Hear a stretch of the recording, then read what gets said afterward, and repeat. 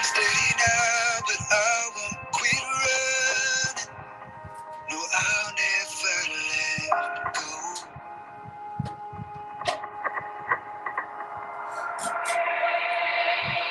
I find a lie where I feel my heart racing.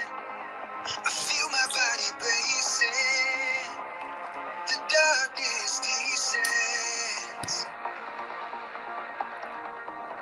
Lord knows the glory I've been chasing. It stripped me out of everything, and now it might be the end. The sun is gone, I'm holding on, swallowed up in the fires. But don't call me broken, just call me fighter. A life of pain, wrapped up in chains, still my dreamers brighter. Don't call me broken, just call me fighter.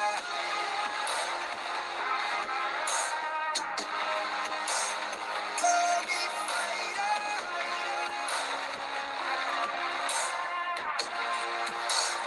Call me fighter.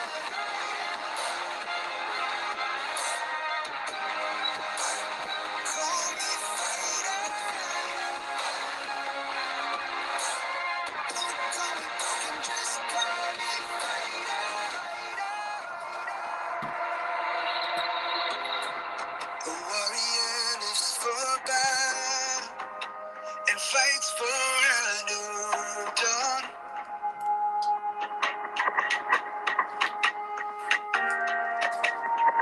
The light inside keeps shining, even when all hope and the world have moved on. The sun is gone, I'm holding on, swallowed up in the fires. But don't call me broken, just call me fighter. A life of pain, wrapped up in chains, still my dreamers brighter. Don't call me broken, just call me fighter.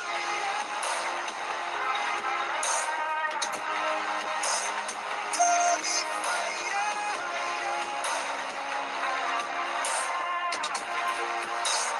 Call me fighter.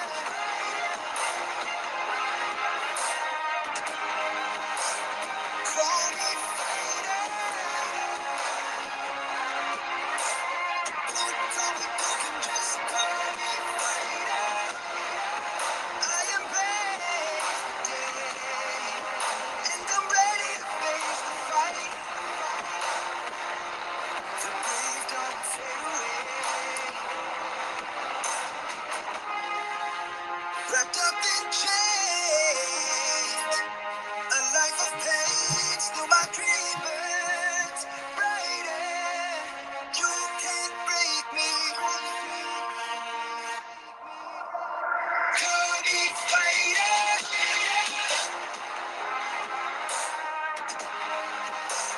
Call me fighter.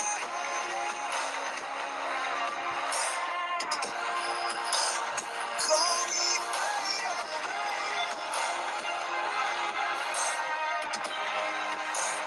Call me fighter. Don't call me broken, just call me fighter.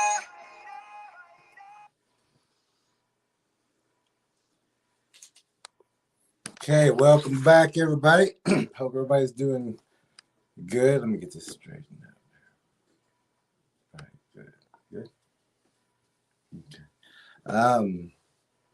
We got some real good news also, but we'll get to that in just a minute. But tonight we're going to start off with the announcements, and well, we're going to start with the opening prayer first, but we'll do the announcements right after that.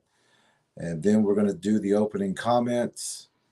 And then we're going to get into tonight's lesson on what we're talking about, which is shadows and translucent viewing.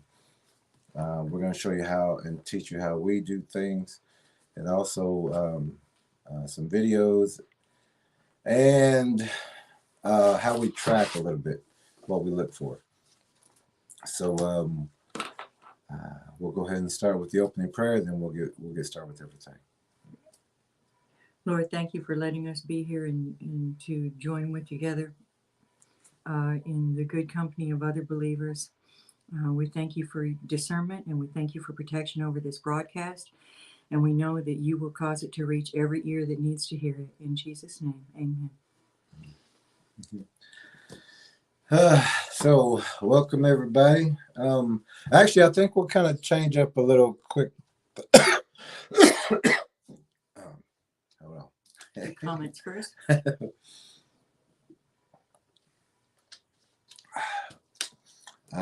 Yeah, we're gonna start off with the comments because we was away for an extra day because we were busy. We were working on a project so that we could finish that up for the viewers here. A lot of people have been nudging us to get this done because of all the things that are going on today, and we'll talk about that in just a minute. But we're gonna start with the comments first. Okay. I'm sorry, that's you. Okay, first is Charles. Hello, Charles. Halito, and good evening, Tracker and Tracker E, and to all the warriors in the chat. Hello. What's he say? Oh. Hey, Charles. Hey, Glad Charles. you're here. Linda Garcia. Hello. Hello, Linda. Jerry and Tracker E, Charles, neighbor, and everyone in chat. Yes, Charles, we are warriors and difficult to recruit. God bless us all in Jesus' name. I pray. I hear that. I hear that. Charles says, "Amen." Bernice, hey Bernice. Hey, Bernice has a new little grandbaby. Congratulations to that pretty thing. That family. Pyromedic. You must have heard us talking about you the other We were day. just talking about you, what, yesterday? I think it was yesterday. We were wondering how you were doing. Yeah, because we had a video about, we gave tribute to people who has been with the channel, who's purchased the DVD, and we didn't have a picture for you. We couldn't find you on Facebook, but we thought about you. We're glad you're here. We're glad you're here. And you heard us anyway. Yeah. Pyromedic says, good evening, Charles. Have you watched what Doc actually says on Tombstone? It may have you changing your emoji statement. Yeah. It's Huckleberry, yeah. It says Huckle is the handle on a casket, and he said he would be Johnny Ringo's hucklebearer. Yeah, I read that the other day. I was surprised about that. I'd never heard that term. Look at what they're doing. They already started. Pyromedic says, sorry about the note passing, ready to learn something. We haven't really got started yet. Yeah. Good evening, Judy. Good evening, Judy. Let's see. Did I go too far? Oh, you got to use such a light touch with this or it jumps up a long way. Lisa Lou. Hey, Lisa Lou. Glad you're here. I got it. Judy says hello. Yes, we see. Oh, I'm going too far. We got it. These are all just hellos back and forth. Hellos and amens. All right, good. Charles says, Pyromedic, you're simply wrong, and that's all that needs to be said. Judy Wheeler, Lisa Lou. Good. Everybody's saying hello. That's good. Bernice, good. A lot of people here already. Good. Judy says, thank you so much for teaching us. Thank you for being here. Yeah. It's our honor. Yeah, we understand that. It's everybody's responsibility. We have it just seems we're off center or something. Yeah. Okay. Maybe I just need to do this. I think it shifts when we're touching it. Oklahoma Bigfoot Predator Watch is one of our Facebook pages. Oklahoma Bigfoot Predator Watch, Antlers and surrounding areas. Another is Choctaw Missing and Murdered Woman, WOMBMAN, and Sun Center and Database. If you come onto Oklahoma Bigfoot Predator Watch, that's for people who are firsthand experiencers or someone they have firsthand knowledge of these. That way they have a safe place to open up about what they've seen. And it's not a place for people to come in and talk about how Bigfoot are our forest friends. It just really won't go over very well there because it's literally a Bigfoot predator watch page. So let's see, we also have a Lead Tracker E Facebook page. Yes. It has just started, but we're having trouble for some reason. When you go to the link, it's broken, but we're still going to be loading stuff and we'll figure out that problem, but you can still go and We don't think it's our fault. you can go up and sign up for that page anyway, and we'll get that problem rectified. We have 2 emails, capital J, Jerry Williams, 1927 at outlook.com, or leadtrackere@gmail.com, and that's no caps at all for that. Our Cash App for if you wish to purchase the DVD that has everything you need to know from the origin of Bigfoot to what's going on right now today and why everybody needs to know about it. Our Cash App is $capital T TrackerElla. It's on the screen. And then our post office box is P.O. Box 655, Antlers, Oklahoma 74523. That's it for that. Yeah, and like Tracker was talking about that, I also want to talk about the Oklahoma Bigfoot Predator Watch Facebook page, and that's a page for, as Tracker was saying, firsthand experience people. People are welcome to listen, and we do stream this right afterwards. We do link this because a lot of people can't find this on Facebook. I mean YouTube, so we link it to those 2 pages. But we're not interested in opinions, especially whenever we have firsthand experience, and we've been doing this for quite a while. And if you have our DVD, you'll understand that we've been to places most people haven't, and we've done things that most people won't do. We're associated with a lot of other trackers. We track for missing people, so this is serious things for us. And we just really don't appreciate, the trembles or the little twings in the flow of information. The muddying of the waters. It's too confusing for other people coming in. That's what's getting people into trouble. We're trying to stop the misinformation that Bigfoot is your friendly forest giant and your big brother of the woods. They are not. They're predators. And if you have that DVD, then you understand. They have very strategic places. And in that DVD, you'll understand that they're camped right outside daycares, senior homes, work areas, parks, fishing areas, swimming areas. We documented all of that in that DVD. We have video of the Bigfoots close to homes and the translucent ones. So this is a serious thing for us, but we just want to address that. If you do come to those pages, if you want to give your opinion, there's other pages for that. We give you the facts here, and if you like opinions, go to the other channels, because we have seen a lot of people even talking like, I don't know, but I'm going to give you my opinion. You don't really want to be listening to that, because you're going to get a misinformation somehow in there. The stakes are too high in this situation. Yeah. So that's why we talk straight to you and give you exactly the facts, and also from firsthand experience, not just from us, but other trackers and other people who's had situations. People we have been accused of fear mongering before, but the people that we work with are people that are currently being stalked and harassed by these things. 82-year-old woman who overnight the 40-foot vines got pulled up 40 feet, starting to surround around her place. It's not acceptable, and it's never going to be okay. And they're not curious, and we don't like that that idea introduced onto any of our pages, and that may keep us smaller, but that's just the way it is. We're we know what we know, and we're going to keep repeating it until everyone listens. Until everybody listens. Charles and Pyromedic. Let's nip that real quick. Listen, he wasn't trying to insult you in any kind of way, Charles. That really is a little fact of history that I just read also the other day, and I hadn't known that about the term hucklebearer. So just look at that. He wasn't trying to insult you. He was just telling you he's probably read the same thing I did. Yeah. So I don't know if y'all are just messing with each other or what, but it's all good, and you're both good men. Let's see. Pyro says, the director of Res Dogs filmed a short show on missing Indigenous women at my family's swimming hole last month. Oh, wow. I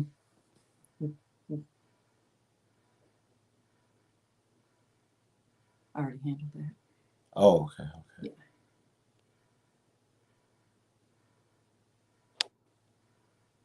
Anyway, let's...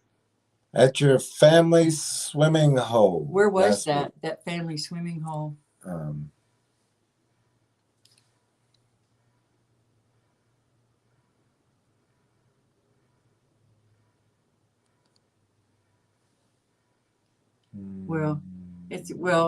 But that's not the subject for here right now. So we'll just get off that. Charles and Pyro. Yeah. It's all. It's okay. Let's just move on with that. Where are we next? Oh, the good news is we have finished the spiritual home cleansing video. A few people wanted that, and it pertains to what we're talking about tonight with the shadow people, the shadows, and the translucent viewing. Tonight we'll be teaching you how to see these things, what to look for. But they're also in the homes. Don't kid yourself, and especially if your kids are having friends or fake friends, what do they call imaginary friends, and seeing shadows and things going by your window or things like that. Especially if you're in your own home, what people would call ghosts and things like that, but they're not ghosts. Ghosts are different than demons and different also than translucent beings. And that's what we're talking about actually tonight. That they're already in a lot of homes. A lot of people who move into new homes or get those good deals, great rent, big house. Those places usually already have demons in them, or they have predators around in that location. A lot of people can attest to moving to a location and finding out that there are Bigfoots and spiritual things that they don't see, but they are demons. But demons are, again, different than ghosts. Pyromedic says they filmed in Saline Creek, which flows into Lake Hudson in northeast Oklahoma. Okay, that's up close around Abnormal's area, isn't it? Northeast Oklahoma. Further down. I'm not sure. I hope they represented it well in there. We've never seen this show. They did. I mean, the only thing we can say about that is we've tracked in a lot of places. If people don't know how to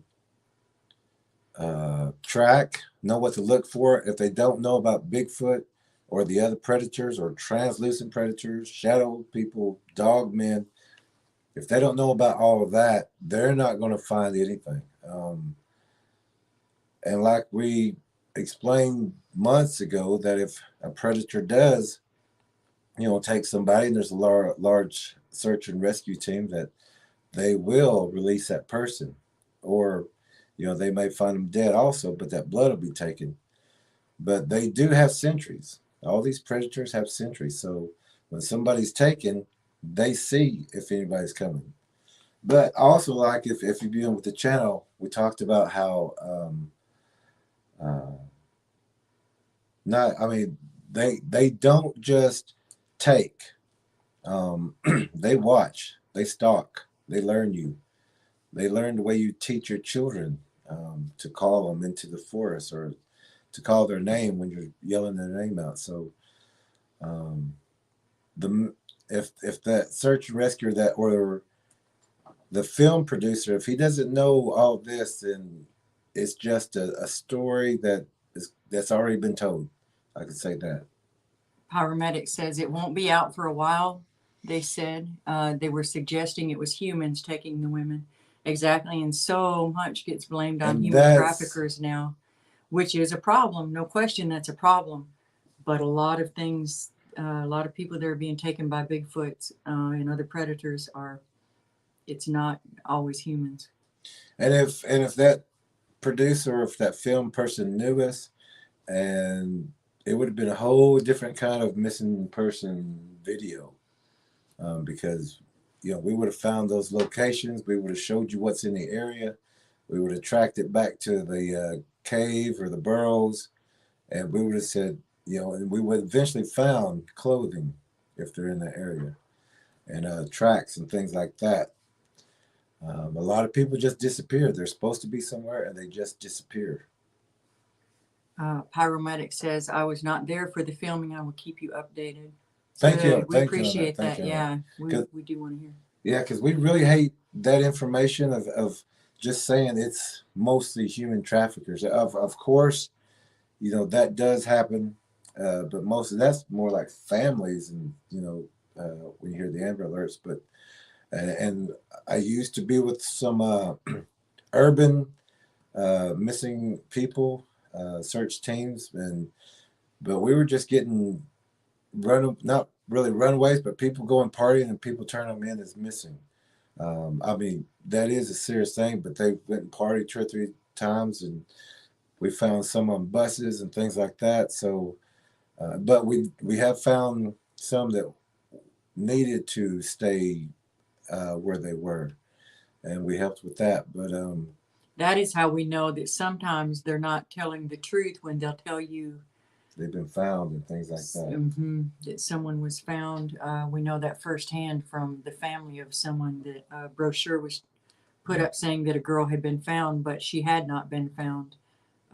There's so many lies out there. It's tough wading through it, and that's why we're so hard on anything on our pages. Yeah, and just that one case of us helping track a person, and we found the person, but there was a flyer that said this person had been found, and so we contacted the people, and they said, oh, well, that was the information we got. And so we let them know that was the wrong information. This person has not been found, has not been returned. And so they took that down. So we know, like Tracker was saying. But it was like they were angry with us for asking if they had checked into if she was really found. They were asking us more questions about us than they were about, the subject matter. We're like, it doesn't make any difference who we are. Just have you double checked to make sure she was really found. Yeah. But that's the sort of thing that's happening out there. Pyromedic says, it is where I grew up and had my encounters. We also have many little people there. I believe it. Yeah, they're all over the place. And there's demons out there too. If you've got the predators, you've got the demons. They run hand in hand. They hunt together. They all feed together. I did want to talk about, if you did want to get the house cleaning video, we can send you that link, and all we're asking is for a love offering. And it did take us a while to get that together as quick as we could, and we're just now finished with it. But it's just a love offering, just whatever is affordable or whatever you think. It's you'll get it, regardless. Yeah, you'll get it immediately. So. Contact us. I'm sorry, I lost that thought. Oh, so we're talking about the translucent and the shadow. I don't even like the word beings. It's more demonic than entities, I would say. And we've encountered these before. You've encountered them, and we do know, and we do have viewers here who we've had conversations, and we've been told that we're the only people that everyone's comfortable with about talking about spirits and demons and Bigfoots and predators and so we was at well, let's talk about that cleansing video. We it was not something planned, but you can still use the things that you have to get these creatures away from your homes, away from your children. They're there. We found them all over different people's homes. We found people will send us pictures of, a past relative or some just a picture of a room, and we'll find those shadows and we'll send it back to them, let them know. Or we just got a call the other day about eyes in the tree, multiple eyes in a tree that they were uh, pretty concerned about, and they sent us those photos, and we're going to share some of those today to you. But it's also shadow language, and shadow language, is easy.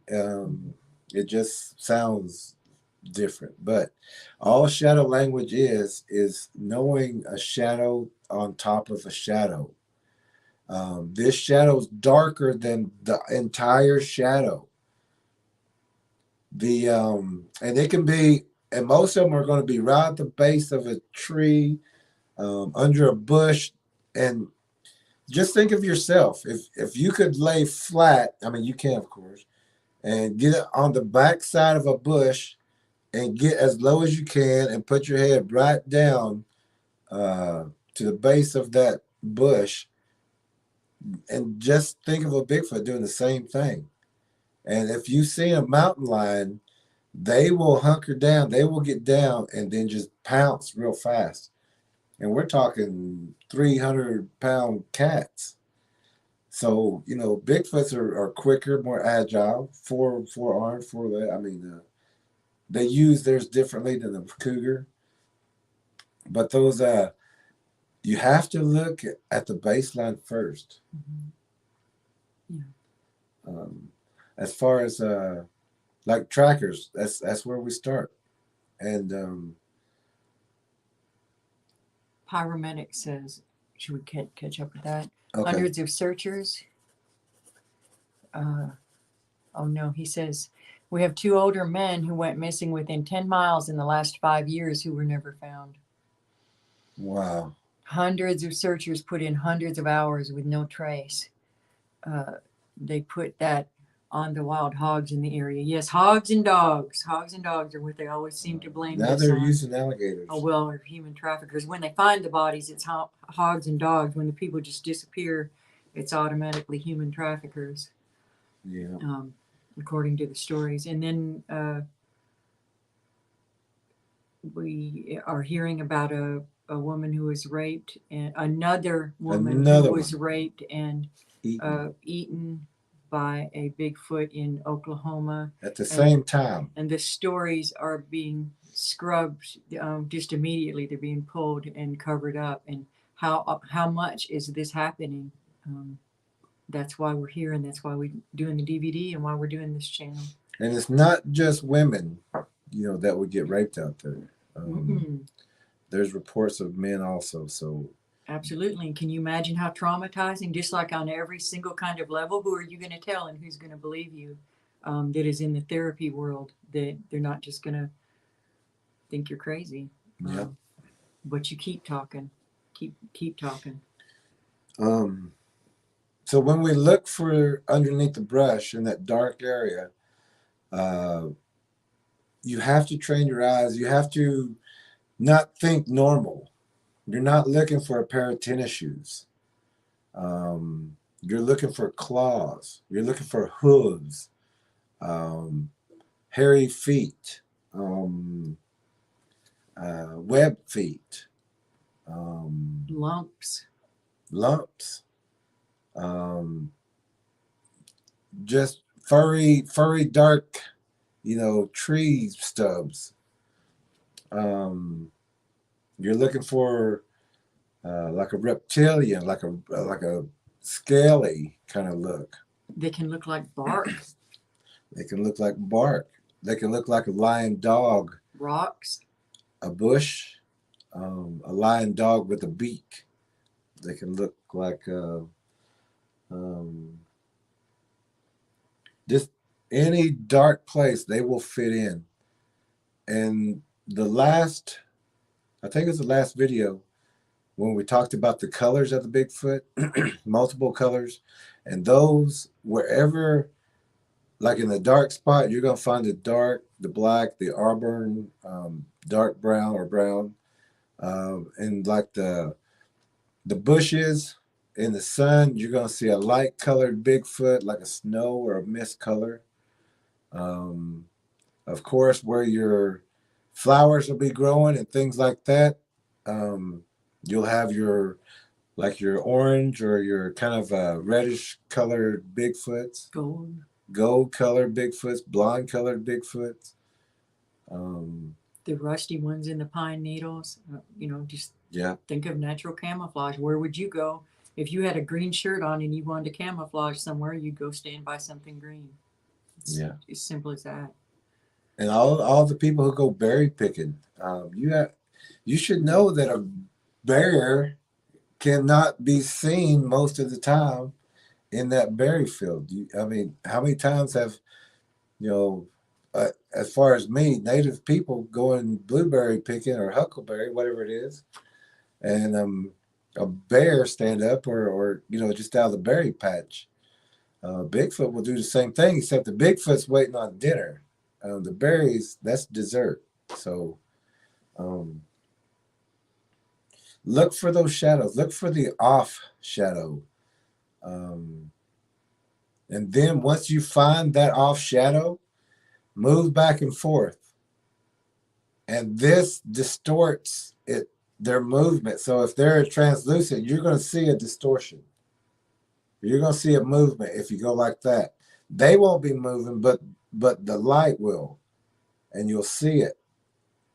It'll shimmer. It'll move.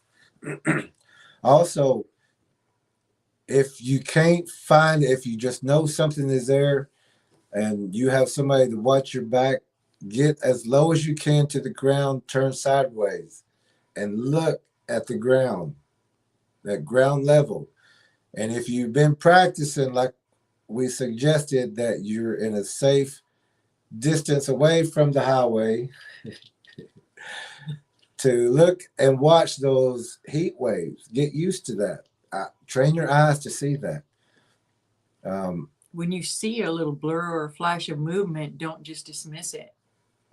Really look at that place. There's something going on there. Your eye has done its job.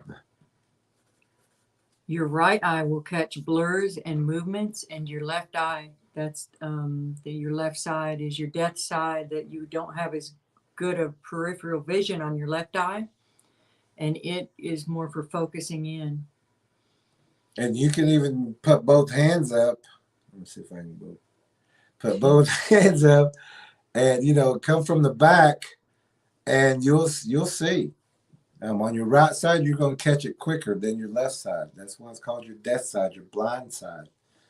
And the Bigfoot will, if it's hunting you, whichever Bigfoot is on the left side of you, not the decoy in front of you, but the one on the left, that's the killer. That's the one that's allowed to hunt you.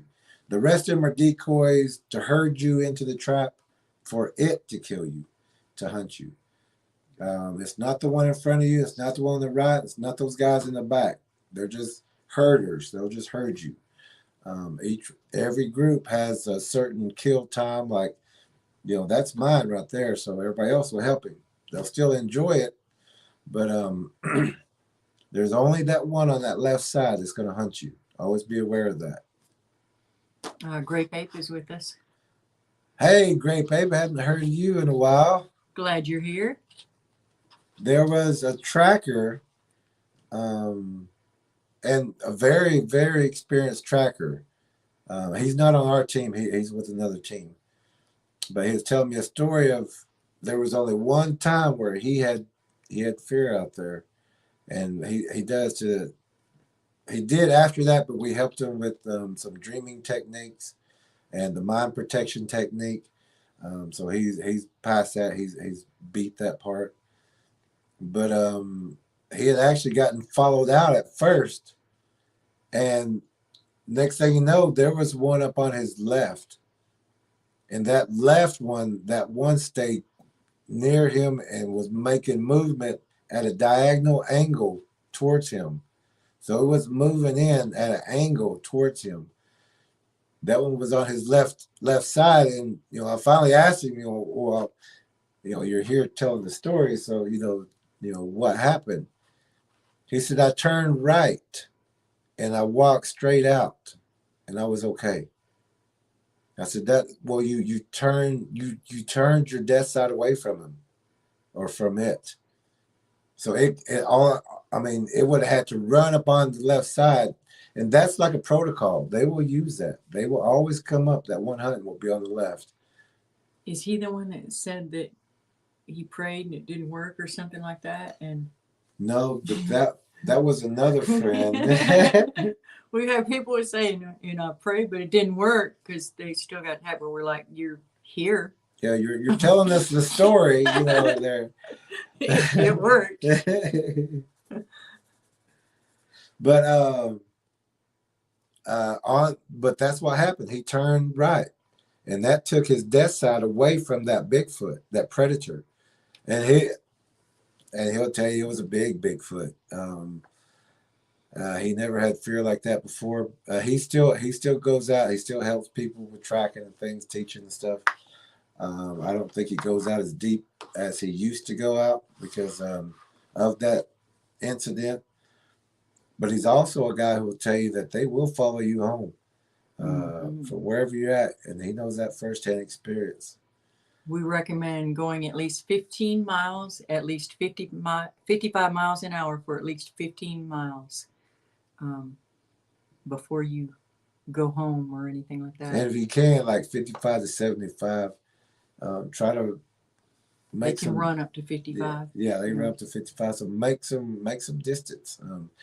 A straightaway. Don't just go around the mountain and you're home. They will go over that mountain or stand on top of the mountain and watch you pull into your house. Then they'll come down. Make distance when you're doing this.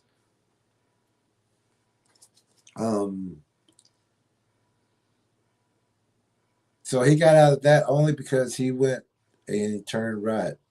That's Tracker. He was talking about the other friend who is another tracker, a very experienced tracker also.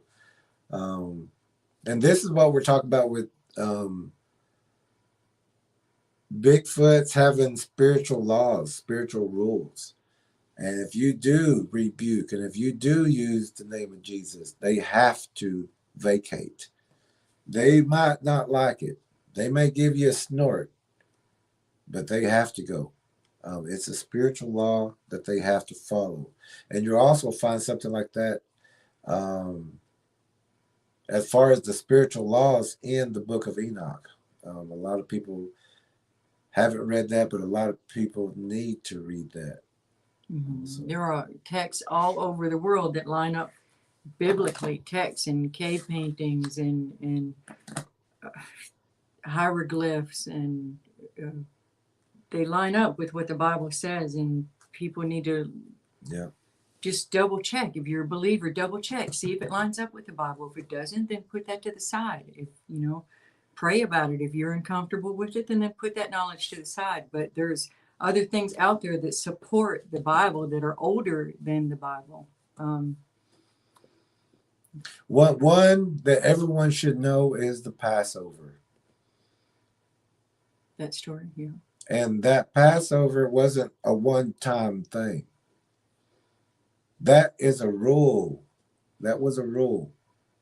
If you lock your window, if you secure your home, they cannot come in. They have to pass over. And that was also in the story. Go inside, lock yourself in, don't come out, secure your area. And they were passed over. But and I always seen like the old movies, with Charlton Heston and all them. But also in that film, even though it was old film, people were getting passed over. But you also heard a lot of screaming going on. A lot of people weren't passed over. Another example would be like Noah's Ark. Once it got closed up, once it was sealed, all this chaos happened on around it, but they were safe within there. If they had opened those doors in that time, they would not be safe. It's just guarding your threshold. We have several thresholds. Yeah. Personal and physical, spiritual, and we have to guard them all. The the other tracker that we was talking about a while ago, he's telling us, I rebuked, said, leave in the name of Jesus. And then he said, I don't think my faith was strong enough. I don't think, he said, because the Bigfoot didn't leave. It was still right there. But it didn't attack him. It didn't do anything. But he's telling us this story. Yeah.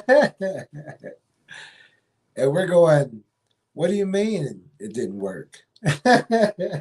You're telling us this story. You're talking to us right now, telling us what you did. And now you're telling us, because that was a situation. If you didn't do that, we wouldn't be talking right now. We wouldn't be having that conversation. Mm-hmm. But a lot of people don't understand that. Just say it. Just do it. Believe in it. Have that faith. But know it's going to work. And for Pete's sake, acknowledge it when you are protected. Acknowledge it, or he's like, well, why do I bother? Notice it when you've been protected. He didn't say you're going to come out unscarred or unscathed or anything like that. But he will protect you. And you will make it through. And also, like TrackerElla was saying, acknowledge it. I mean, we do it all the time. You're like, oh, hey, this truck is in front of us and it's slowing us down. Let's hold back. Let's see what the message is. And then you come over here and there's maybe a wreck or a roadblock or something. We just listen to things like that and acknowledge it, because these things keep us safe. And we use our feelings also. If we don't feel something right, if we're traveling, then we'll keep going. I mean, we just, until it feels right, we'll find our spot. So also now we're moving up. We're moving up from that baseline. Every tracker is going to start at baseline. That's where you have to start. You have to know what is down there. And if a tree is coming up and the bush is out, know that there's not supposed to be a big log right next to that tree.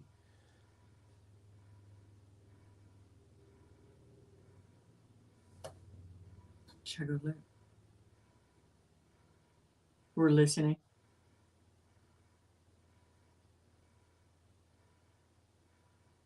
I'll read these messages. Let me go. I'll read these messages real quick while we check out what some noises are out there. Pyromedic says, I would find it hard to clear my mind completely with one making itself known, though. I pray for that strength. That's why it's important to practice beforehand. And that's the whole thing we're trying to get people to do.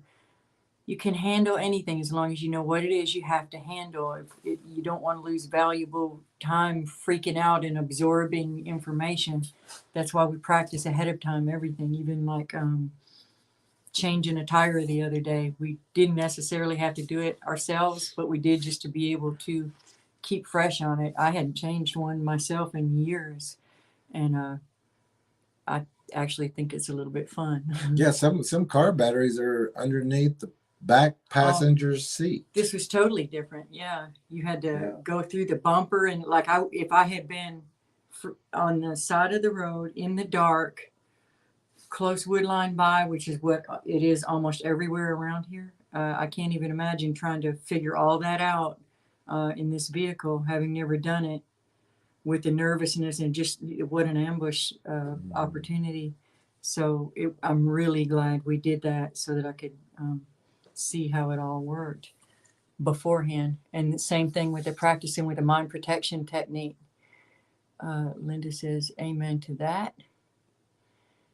But did you die type of deal? That's exactly right. That's exactly right. Ray Faber says, maintain your bubble. That's right. Maintain the bubble, people. Respect the bubble. Linda Garcia says, I am waiting for the last 3 feasts to be fulfilled. Amen, Jerry. That's right. Little Red Panda Wood. Hey, Yeah. how are you tonight? Glad you're here. Hey, hello. Good to hear from you, Claudia. We're talking about shadows. So we're moving up from the baseline now. So you're looking at the bushes, but also Bigfoot will and dogmen and other actually all of them. They're variations of the same predator. Same predator blood. They're just any predator mutation out there of Bigfoot, any variant. I need a drawing. Well, kind of a drawing. I'm gonna try to do it for you again real fast.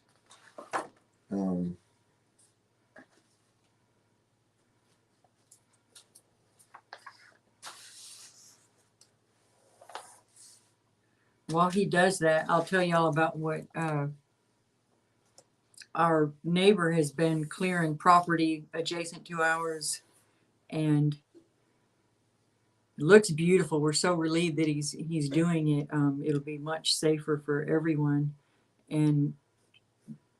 But immediately after they were clearing everything and they went home, when we looked out into that field, we could see a line of it stirred everything back up again, and we could see a line of the tree, the pull downs that they do on the, how they'll pull the branch down, then they start weaving in to make their blinds.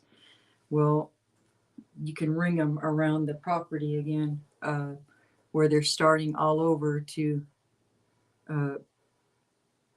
build new blinds to show that they think that this is their land. And anytime you see property cleared, go to the edges of it and you'll see that they'll put blinds up around those borders. That's a good spot to find them. And when you see them, either remove them, burn them out, cut them down, or expose the blinds by leaving only the structure and removing all of the little foliage, the small sticks and everything. In other words, just leave the framework. And that exposes them. They can no longer use it for their purposes, but they know that you know what they're doing and why they're out there. His picture's almost done. This is an example of how we saw one yesterday in a tree.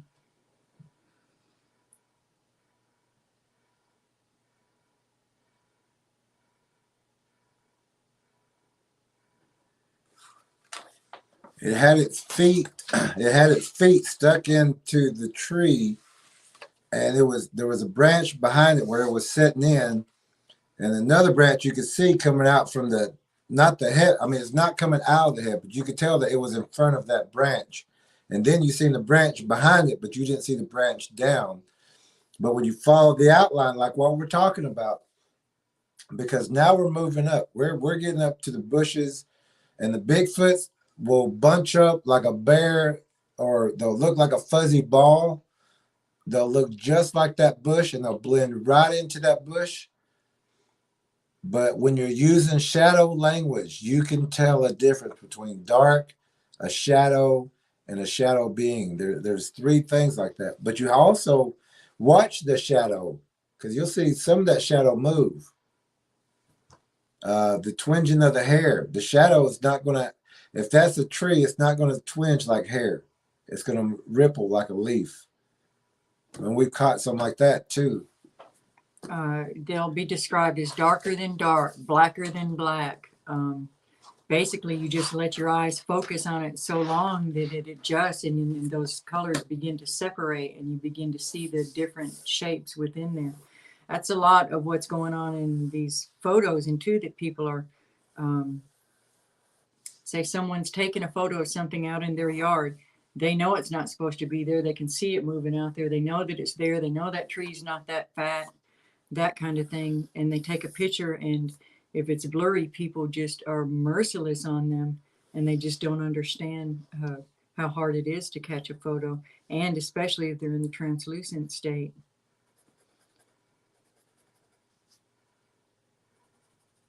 Yeah, another thing they'll do is hang upside down or sideways. So you might just see one eye.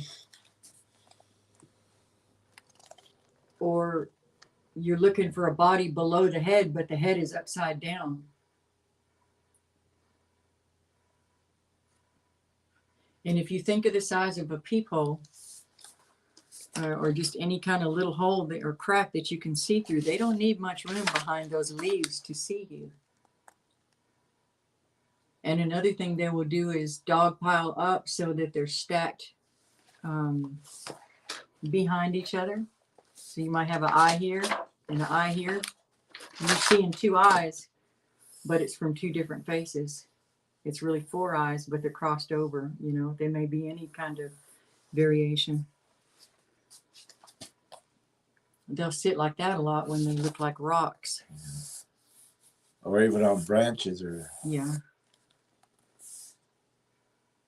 They can hang sideways on a tree. Another thing, a really good place to look for them is in the V's of trees, or where two trees are and they just have a small space between them. That's where they're going to be looking through. And the main problem most people have is they're too noisy and they're too fast. They move through too quickly. oh, that's bad.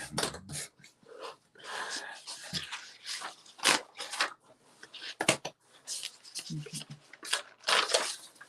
But like this one, we seen this one just the other day, which we use shadow language every day. We know our trees, we know the stones, we know, and we do our routine. I mean, not our routines, but do our rounds, I guess you would say. We don't do it every day, and we don't do it at exactly the same time. It's very sporadic. But we do let them know, we do let these predators know not to come in our area. And when they do, we always go and track our own area if they do make a presence. We kind of make a big deal out of it so that they know we're paying attention. As Yep. far as if they do anything up close, and they did, since this man cleared yesterday, not 5 feet from the door, they snapped down they came inside the fence and have snapped down. There's a cherry tree out there. It's a small limb. It's snapped down, but it's in line with all those breaks going off onto the neighbor's land with all the pull downs. Someone suggested that it was the wind. It most assuredly was not the wind, not in this case. 100% not the wind, and not a deer getting in her yard. But when that happens, we go out and make our presence known, so to speak, in their area to push them back again. And it's just something everybody's got to stay on top of. Got another picture coming. Now this is like the tree stumps, I guess you would say, or the tree or the trunk, and then you're going up. You're going to find them also, the tall ones, the 20 footers, 25, 40 footers, even some of the 15 footers will get in the top of the trees, put their legs right behind the tree, and you may see what we call fat trees. And this is all we mean is that it's a regular tree, but it's got some brown or black it's just not the tree. We look for that. We call it fat if it's got any kind of ripple or roundness or bulge here, bulge there. We know that that's not the tree. That's something behind the tree. Then we start looking up further. A lot of people don't even look up in the trees. And don't realize that they get so tall. But if their legs look like tree trunks, you wouldn't notice. Why would you even notice if you're in thick wood? That's why we start at baseline. Yep. And whenever you get a chance, just drop to a knee. Just look down low. You're going to see a lot more. The higher you stand up, there's more, of course, vegetation. Mm-hmm. So your clear shots are down low. The higher you stand, and the Bigfoot, it's going to be either behind a tree on the ground. You're going to see just the head. That's why they do what is called the spider crawl, if you've heard of that. And if you have the DVD, you know why it's in. That's notable with the spider DNA that they have. Patrick Vaughn, there are no experts in Bigfoot. He's coming in right now to smack talk without asking the first question. Patrick, you can be respectful or you can leave. It's that Yeah, simple. we can block you from here if We you want to don't- learn. That's fine, but You don't come into a classroom and tell your teacher that they don't know what they're doing. If you don't think so, goodbye. yeah, Learn you the hard way. won't be missed.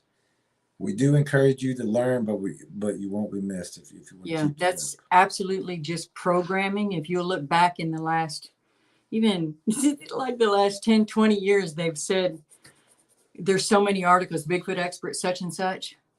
And it's only been this narrative that's been the last few years. There are no Bigfoot experts. There are no Bigfoot experts.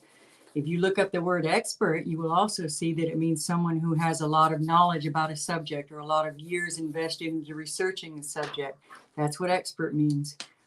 This is just part of that agenda to keep you thinking that nobody knows if they exist or where they're from. And we do, and they do. And the knowledge is out there.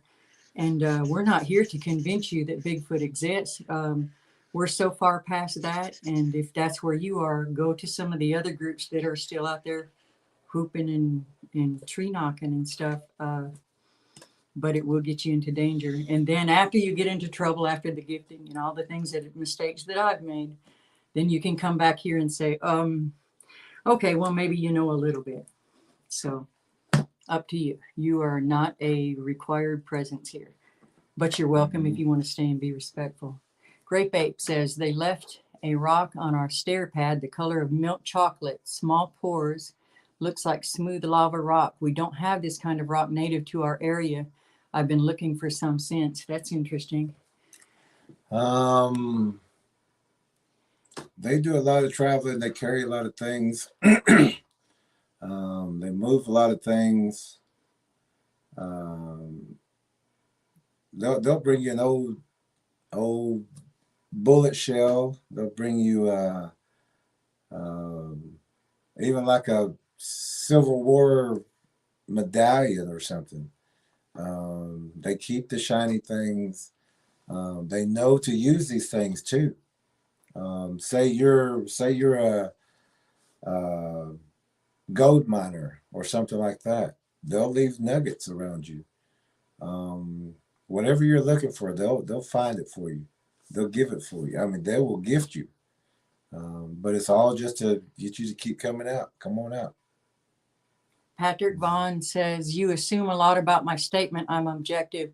When you came in the way you did, it proved that you are not objective. And that's very deceptionist. Yeah, it's weak. Deception. Linda Garcia says, I'm blessed that I knew the trees. That's how I saw the shadows first, then the eyes. I love you and you are experts. We appreciate that, Linda. Thank you. And we are going to get to those photos in just a moment, Linda. You had some great photos and we're glad you sent them in. Yeah. But also we're going to talk about, like again, about baseline and trees, that a Bigfoot will have a hole dug or will lay down at the base of that tree.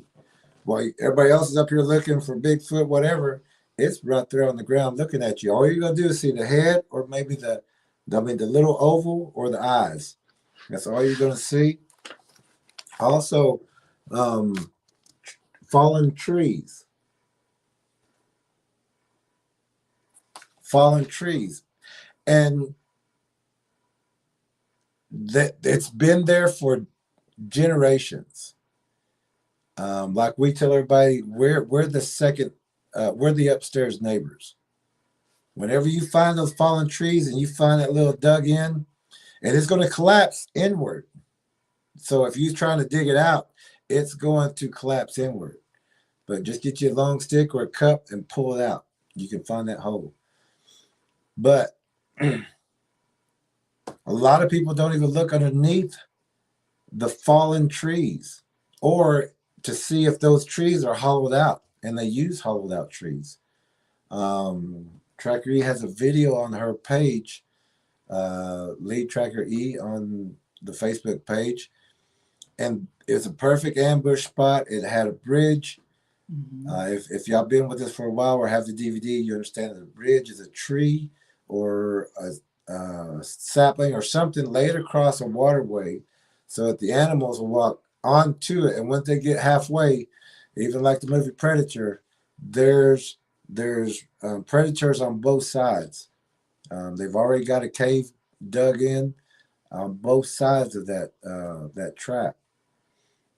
But a lot of people don't even look underneath old trees or piled up trees. They're piled up for a reason.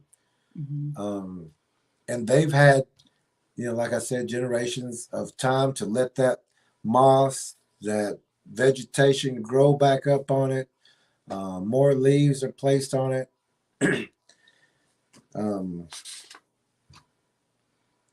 They will build their structures in the fall and the winter. That's when they'll do most of their pull downs. And then they will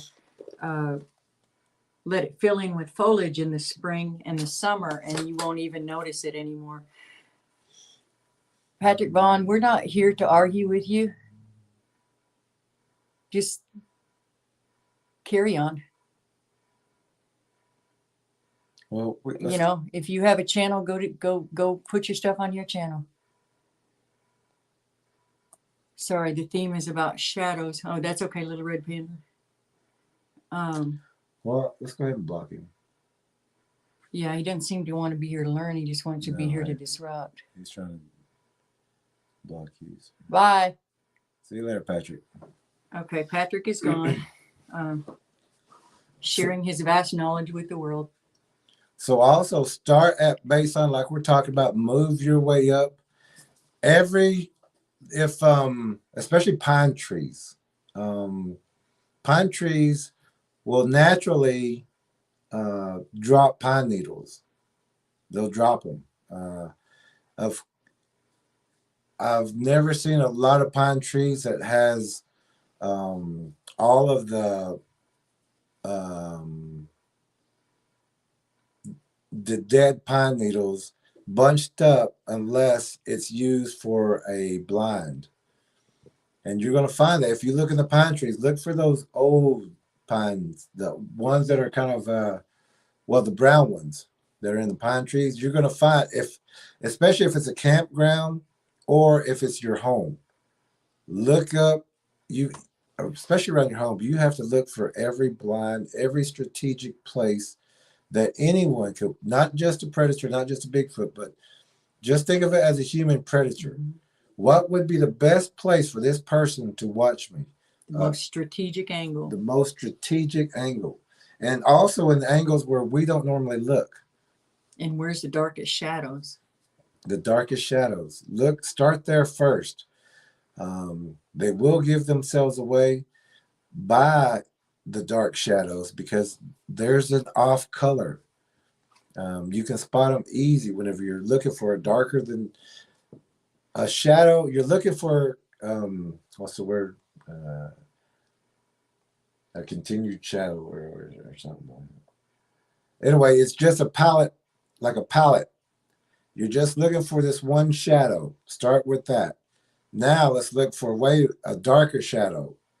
Now with that dark shadow, whenever you find a dark shadow, you want to try to outline it. Use your eyes, try to outline it, try to make it out to what you think it would be. But also add multiple objects or multiple beings in there. Don't think you're just going to see a perfect, well, I mean, sometimes you will, but a perfect outline of a predator. Most of the time there's 3 to 5 in there. So you're going to get just a little bit of an off line, but you can pick them out. You can pin them out. Danette's with us. Hey, late, but watching now. Glad you're here, Danette. Now, whenever you find those shadows, some of them are going to be hunkered down, hunched down. Some of them are going to be just standing regular. But like we were talking about with these guys, don't think they're all 8 foot. Don't think they're all 4 foot. If you've been with the channel a while, you know we've got viewers who've been sending in a lot of photos of 30 footers, that one I think was about at least a 35 to 40 foot with Yeah, and if you Tennessee. look in the Bible, I mean, that's 40 feet is some of them are 40 feet. And matter of fact, I shared on my page a 40-foot giant skeleton the other day that was found. Yeah, all The these. time has come to Yeah, talk about this stuff. yeah. We're prepared. We're expecting those 40. You know, that's what we prepare for. We prepare for the most gruesomest, vicious, slobberingest, claws, biggest, strongest looking beast you could think of. And that's our challenge. If we're going to get challenged, let's go with something like that. Let's not get challenged by a little 8-footer. Those things you should just put to the side. You know, those are just. And that way you're not freaked out when you see an 8-footer. If you're expecting something much worse, much bigger, then you'll be relieved if it's only 8 feet or 10 feet. Oh, yeah. Then you're like, oh, that's only 8-footer. It's a juvenile. Yeah, let's go ahead and just get our weapons out and take care of that problem. Now, and some of them, like we're talking about, those 35, 40 footers, 25 footers, whenever they have 1 foot behind a tree or both foot behind a barn, or they will look over the top of a building while we're looking ground level for normal, sized things. They're standing up above people looking down at them. Oh, yeah. That is in the DVD, the Bigfoot documentary also that we are promoting. And we're glad a lot of people did get there, and we did send some out today too. Hey, Leo's here. Hi, Leo. Mr. L. All right. Okay, so now like we're talking about, they will look over houses. We've seen them look over houses. Tonight you're going to see a couple.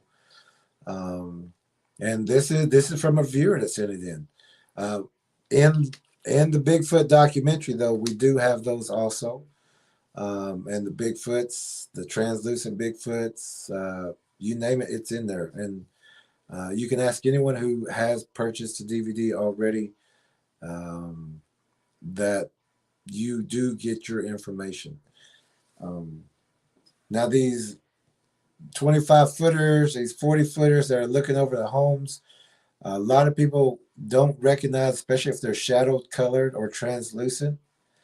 But whenever you start to use shadow language and look for that outline, look for that translucency, look for those hot heat waves, that crystallized look, that watery haze look. Oh, gray mist. The gray mist is a good tip off. Nowadays, people would call it pixelation or pixel look. And you can also find that with your cameras also. Mary Stoughton says, hi, good info, and thank you so much. Hey, Mary, have you gotten your DVD, Mary? We sure hope you've gotten it already. We sure do with what you got going on. And with the photos, if you are someone who cannot accept that these things can be translucent or look like shadows, there will never be a photo good enough for you. You will either say that's just a pareidoia, or you will say that's Photoshop. Yeah, if don't expect a Hollywood giant photo, Well, I think we're going to start. I think we're going to start the show at 8:30. Jackie Pollock says, late, but I made it. Everybody, good evening. Mary's here. Glad you're here. Jackie's Hey, here. y'all. April's That's here. good. Everybody just. We're glad y'all are here. Very, very glad y'all are here. We've gone up and down with the hours before, and there's just, always somebody has to juggle something. So Yeah. we'll just leave it at what it is. And Joe Blow, glad we y'all haven't can heard make from it. him. He'll be along. He'll be along somewhere. Glad you're here, April. April is one that has one of the giant Bigfoots there in her area, and we're hearing more. So we're actually gonna, if you can hear us, April, we'd like to. Could you put a number at the height of the tallest Bigfoot you see? And we do have a 20-second lag, so hopefully April does hear that. And this is what we're talking about. we want everyone to know, especially the people who sent in the photos. Mary says, I got mine. Can hardly wait to see it. Yay! Oh, We can't wait to hear what you think. Yeah, and watch it as soon as possible, but also use that beeper. And even if you don't hear anything out there, beep every now and then throughout the night. Every now and then, just do it sporadically, which is just without a routine or a schedule. No pattern. No pattern, because they are still around, and they will start moving back if you are aware or if you start alerting on them. Thank you, April. April, 30 feet is the most recent one I have seen. Okay. April lives in Alabama. Jeremy also lives in Alabama. We hadn't heard from Jeremy yet tonight, but he usually can only get in here later. So there you go. 30 feet. That's what we're telling y'all. And the verification comes in more every day. Yeah, and 10IC, if he comes on, he'll tell you also. They've got some, very big, tree breaks. 30 feet, how many cows he must eat. Yeah. Little red panda. Yeah, they eat everything. They are cannibals. They do eat each other too. So let them keep doing that. They eat everything. Everything, and that is their purpose, is to eat everything. So now, I was fixing to say, and they'll take a cow from this farmer and a cow from that farmer and a cow, so they survive by blending in and not making a big scene. So it's going to be a little here and a little there, a runaway here, a homeless man there, that kind of thing, besides the regular wildlife. Michelle loves St. Michael.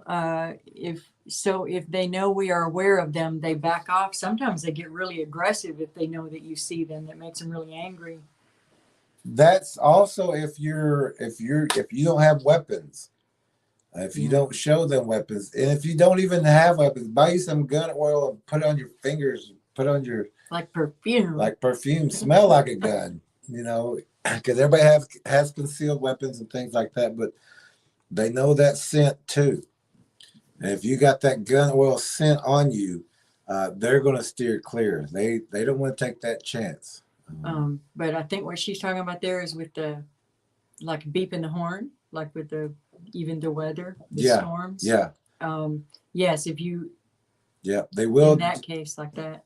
And pretty soon you're going to have your DVD, and it has all that deterring information in it. We also talk about thunder and lightning. Michelle, I don't know if you've been with us long enough to know about thunder and lightning. And if you haven't, let us know and we'll explain that real fast. But like we're talking about 30, 40 footers in the trees. People don't even look for the big faces in the trees. And we're talking big faces. We're not talking normal human faces. Hey, Scott, glad you're here. 10 to 20 feet in Montana. Yeah. There you go, Scott. Thank you for that. All right. And we know people that are afraid to come out and say how big they really are because they don't want to be mocked. But you won't be mocked here. Yep. Mary says the creature came up 4 nights ago and threw pebbles at my bedroom window and my back door. That's not good. Did you hit that alarm? Beep, beep, beep, beep. And if you don't have a beeper on your car, you can bang a pan. Yeah. Just something to make noise. Something to where it's like an alert. An annoying noise, Because whenever they get found out, they move back. Mm-hmm. Michelle says she doesn't know about thunder and lightning. Thunder and lightning are also troops of Bigfoot that work under those same weather titles. For instance, the troop or the group of Bigfoots that would be called Thunder would work during thunder or during storms. Those are perfect cover for them. They can trash stuff, throw stuff around, knock trees down, create blinds, tear up houses. They want to scare people out of their houses so that they break their thresholds, and then that allows them license to attack the person or the home. They will work. They will make the sound of thunder. When you hear the thunder, it's down low. It's not even up where thunder should be. Those are the times that we beep our horn, and they will go around. It's happened over and over and over. What? Even when the ground.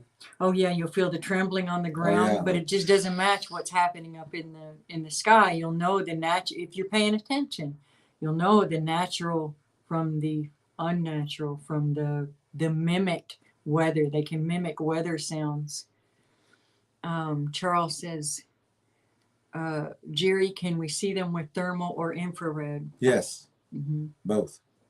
But you're like, if you're using a thermal, they will show up hot on times, but if they know you're around, they will cloak. They will use their translucency.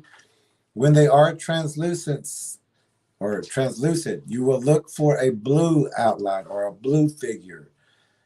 But when it's like a hot day or something, when the heat is out, that thermal is still good, but you have to know to look for a dot.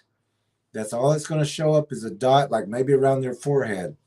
And you can even watch your buddy. If your buddy moves, you're going to see just barely a dot if you're using thermals during the day.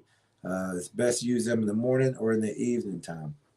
They can control their temperature, and that's another thing when they're bending. Some of these doing some of this twisting that they're doing with these large limbs and stuff, they can manipulate energy just like we're supposed to be able to do. We've been taught to forget that we can do this. Mm-hmm. They have always done it and still do it. And that heat that's generated, they can create their own fog. They can, if you see a stringy mist or fog, that's we've seen them come in like that. They can hide under that. It's just another kind of, the weather is another camouflage. Look at it like that. Okay. So thunder and lightning are Bigfoot troops. They're troops of Bigfoot. One troop is called thunder. One troop is lightning. Now, when the let's say it this way, when the water comes, watch for the rain. Watch for the thunder and lightning. If there is no rain, if there is no water, listen for rain. Then watch for fog and mist. Now, you'll understand that more whenever you have the DVD, but I want to explain that a little bit. And if you read the Book of Enoch, also all the way back to that, you'll come up with it there too. But whenever when the water, I say the water because there's also groups called rain. There's groups called mist. They're called fog, snow, thunder, lightning, earthquake. So whenever you first hear thunder, beep it. If it can be far in the distance, beep your horn. You want to keep it far away. Now, if this is the first time thunder and lightning has heard your beep, they're still going to come in a little closer because they're thinking it's a fluke, or maybe they're setting their alarm or something. So they're going to keep coming in closer. Once you hear that thunder again, beep it again, but not the same number. Do it 3, 4, 1, 4, 5. Change it up. And so they will continue to come in. But if you beep that horn, they're going to go around you. Every time you hear it thunder or hear it on the news about a lightning or a thunderstorm coming, get ready. Make sure you're secure in your home. Have your alarm ready, or any device that you can that's loud enough. Don't try to match the sound of the thunder with your alarm. Wait till that thunder dies down and then beep it so they can hear it too. Whenever you feel that tremor by your home, that means they are close to your home, and these are groups.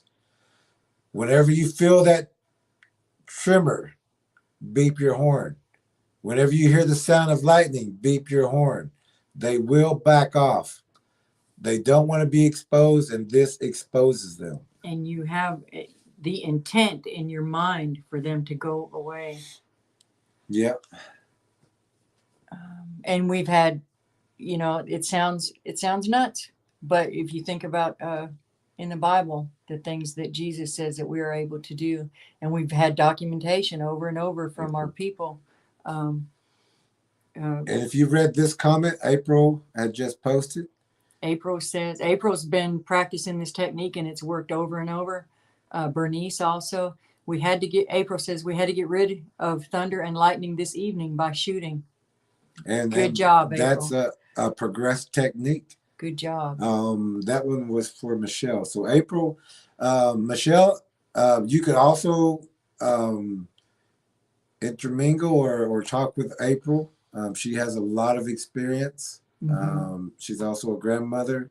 She's used a lot of these techniques. She has DVD. So she is a person you can talk with also. For sure. Mary Stoughton says, I was scared. Yeah. But rebuke that spirit of fear. You know what I would do? There was one section of the woods that I was researching that you would hear thunder all the time, almost every time, and the sky would even be blue. And I didn't know what was going on at the time. And you can also I'm sorry. That's okay. I was just gonna say when I would get scared, I would sing hymns or say Bible verses. You might try that. If you don't have a weapon, if you don't have a shotgun, maybe you might have a Bluetooth and YouTube, or record the sound of a shotgun. That's a great idea. Or the sound of that going off, or even the they do know those sounds. They also know the southern "Go and get out of here." Yell that. Grape Ape. Tomorrow is first expected thunderstorm in a while. We will be staying in for sure up here. Very good. Glad to hear it. And if you use that technique with the car alarm, watch what happens. And then let us know. Scott says, "Hey, have you seen the TV show that had a woman deer hunting, sitting in a tree stand, who filmed on her phone what looked like a predator in cloak moving from tree to tree? It was bizarre." No, we haven't. And if you can, I have. Oh, I haven't. That was on the missing. You didn't show me. That's on the missing 411. I watched a long time ago. Oh. But yeah, that was a predator Bigfoot. I want to see that. Charles says, very good knowledge. Jackie says, going to Alabama in a few weeks. Snapshot pictures area around the hotel, and I'm about 90% sure I've seen one in the pictures I highlighted, and yes, it is. Any suggestions for traveling? Main one: never go below half a tank of gas. We've talked about what we do in preparation of when we're going to go on the road or tracking. That is a couple of episodes back. I think it's under preparation. No, I don't remember. I forgot. But when traveling, never give anyone information other than who you're going to go see. I would say don't make your hotel what's it called? Reservations until you get like right there. Never go under half a tank of gas. Always have a person to change with you at that half a tank. When you're staying at hotels, make sure it's in a lit area and research your area. Research if they've had any Bigfoot sightings, any predator sightings, any missing people in that area. Stay in the lit areas, of course. Don't announce to anyone else that you're going in a few weeks. Don't put that on Facebook. Are you talking about advice for the areas or just for traveling in general? Roadside rest areas, don't stop at. Those are traps. You will find blinds. You will find bows there. Point A to point B, the quickest you can. Don't make your trip a vacation. Get there, then have the vacation. Don't spend hotel after hotel after hotel. Point A to point B will make sure that you're safe there and back. That's pretty much it. As far as we let only close people know where we're going, and don't announce it. And we we don't do GPS all the way there. We might do just a partial to a little way, like that way we're not being tracked all the way to where we're going.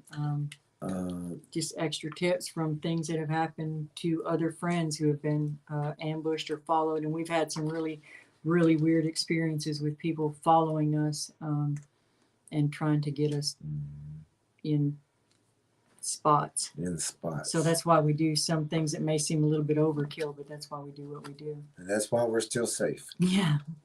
Actually, Jackie, if you could get this DVD, those answers are in the DVD. We talk about, what to look for at those roadside places, which on your travel, camping areas, fishing areas, hiking areas, we go over that. Your car will be an ambush. Expect your car to be the ambush spot. You have to return to that car. So always make sure it's in a lit area. Make sure you can see or have some kind of 360 area. Walk on this side wide, walk on that side wide. Look underneath from a distance. Look for any kind of discoloration or blocking or dark figures underneath your car. If you're doing like a nature kind of trip, we're not sure if you're going to a city area, rural area, or what. Anyway, you remember about the drop and pops? These are bone and stone. You're so much better at this. Bone and stone, and they will they will sharpen these, they will put them behind your tires so that you roll over maybe a larger stone and down onto these. And we call those drop and pops. You have to look around your tires before you get in. When you're on dirt roads and mud puddles are traps. Predators will dig deep ditches or rivets, or so when your car goes through that mud hole, it's gonna drop. Those are traps also. If you see a deer or some kind of animal come out into the road, or anything odd at all that's critter related, and it's usually near bridges or curves and low areas in the road, that's a spot where they'll run the animals out to stop you, to get you out, or to make you brake, to make you run off the road. And then they've got the kill of the animal and possibly the kill of you. And just be real careful about that kind of thing. If you see something odd, don't get out. Just keep going. Even the next person commenting, Judy, she'll tell you about the drop and pops. Mm-hmm. She had an incident not too long ago where she had gotten her flat tire from these predators. Jackie says it's a rural area. Yeah, the first thing that you look for is the trees with the pull down. That's how it starts. Yeah. Look for those. Almost every blind we've seen has started in that way. And you'll see those kind of spots on the road. And if you'll see one of those pull downs, look across on the other side of the highway. There'll be another one on the other side. They're running through there. Yeah. People do not have to go up into the middle of the Northwest woods to find these things. Also on a highway, if there's no coverage, if this side of the road has, it's been cleared, there's no tree line, this side of the road is going to be perfect. Very good driving. Now, this other side of the road that's got the blind, it's going to have, because the Bigfoots will pound down that asphalt. Asphalt to a Bigfoot's just like nothing. I mean, you can pound it down. They make those rivets or those bumps right in those curves. You'll find them on deep curves or dark areas, or where it has a lot of brush against it. If that road has a lot of brush, you're going to find that kind of road like that. Because if you pull over right there, you're right there, right next to a blind. Mm-hmm. And try not to travel after dark. Get your traveling done during the day and get in before dark. Yep. Tennessee is here. Hello there. Y'all go see his channel. Yep, Tennessee. Hey, all is well here in Tennessee. Very glad to hear that. Good, he has some big ones there. Yes. Hey, Tennessee, we were talking a minute ago. What's the biggest ones that you've seen out there? Or the biggest breaks. Indication of signs that you've seen? We know that last one was huge. Mm-hmm. April says they did that to my son on a dirt road. Him and his two friends had their rifles and shotguns out while they changed the tire. I will send you a picture of what they put in the road. Thank you, April. I'm telling you, every time we say something, we get the verification right away. And we're so glad they had their weapons and Oh yeah, they knew to be ready. That's the way we do it too. If someone's changing that tire, the rest of the team we're on watch. Judy Wheeler says, yes, bows on both sides of dirt road. Yep.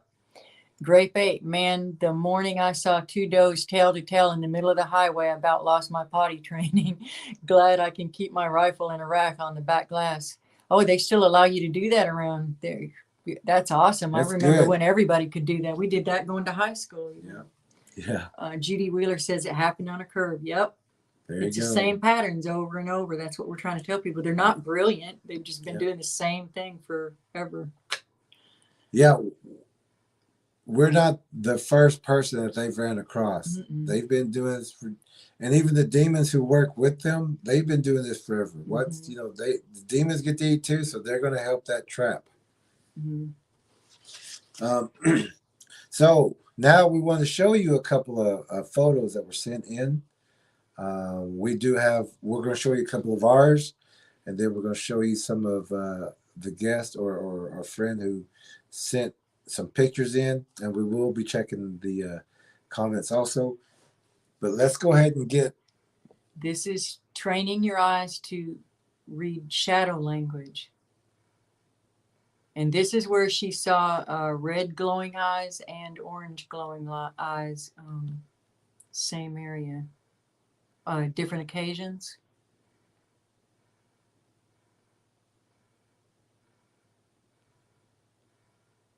We're getting the picture.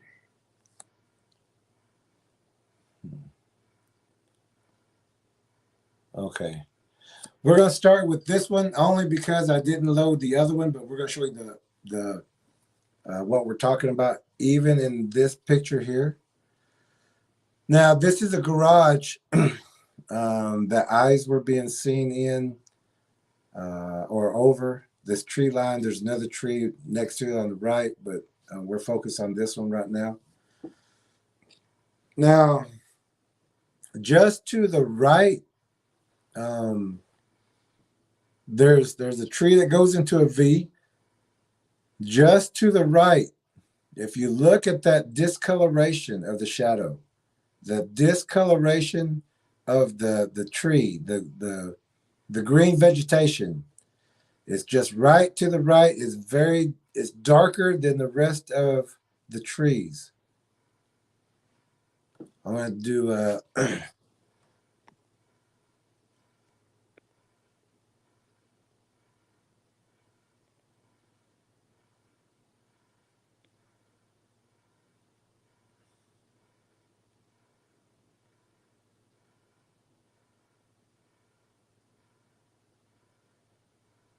I'll make sure I get the right one.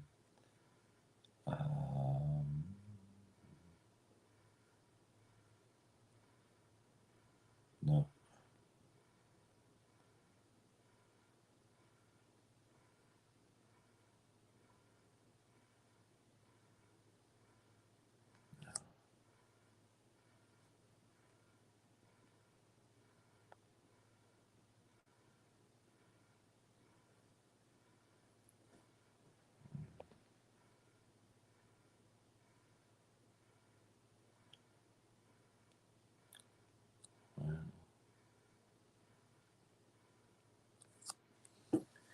Well, I don't have the close-up.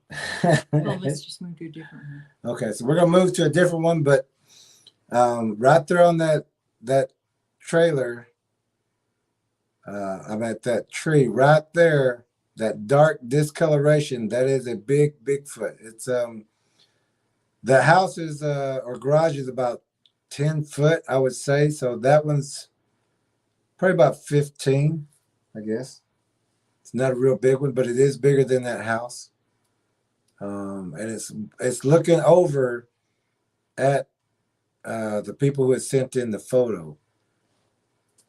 Now, also, I don't have the big tree, so I'm going to just show you The pictures that we took out. This is over the fence. This is in the brush, in the trees. This one here is also in the other photo. I didn't get it up. I thought I did, but this one here is another one. There's a couple out here watching her home. There's no more dogs. There's no more cats, Yeah. stray cats. Everything's squirrels are gone. Birds are gone. Birds are sounding different. Red eyes, orange eyes. Red eyes, orange eyes. Feeling. And this is someone who's an extreme spiritual warrior, very, very perceptive woman, and a nurse. So she's also very much into collecting information and observing. And she's really good at noticing when something is going on out there.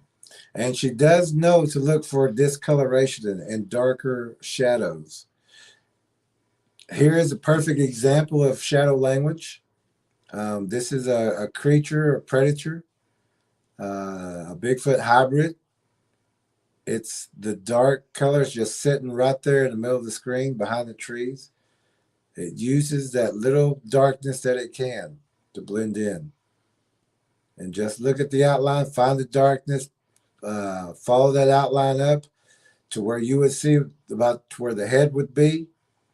And if you can later, maybe just screenshot that, blow it up, and you'll see.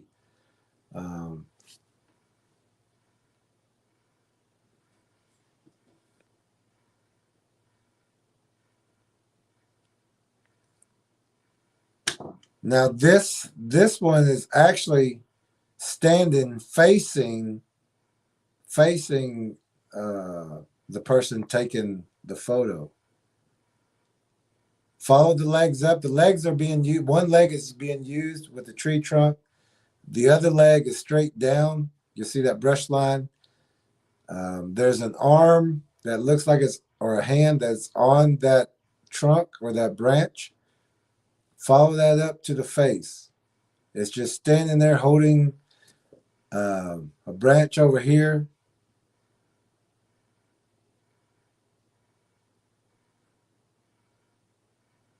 There's a hand, arm right here, hand that goes in. This is the leg, other leg. And then it's so hard to do it, huh?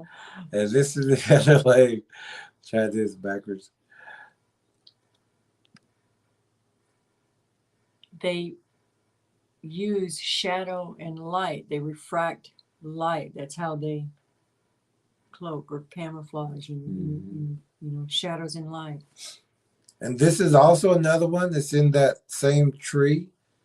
And you can blow this up and you will see the face very clearly, two of them.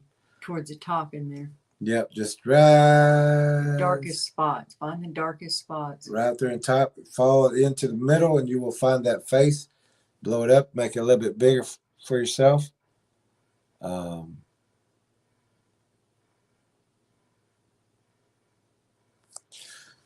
Now these you really have to unfocus your eyes pretty much, but these are a couple of them. Let me see if my drawing. You know those the old illustrations that you would see the 3D if you stare into it, but you got to let your eyes soft focus, and then the center image pulls out like 3D. It's kind of like that. Mm-hmm.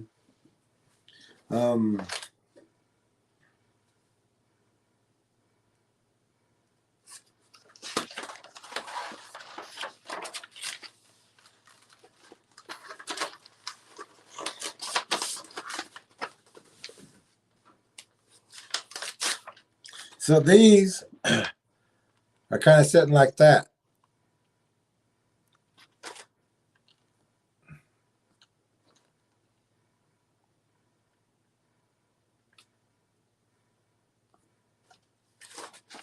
Like that.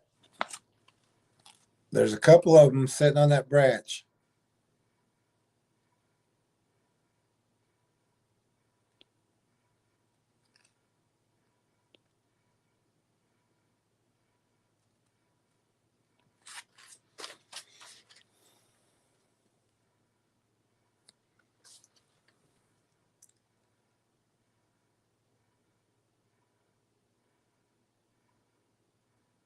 I hope I got that face. That's it right there. Okay. So here's a scaffold next to a tree.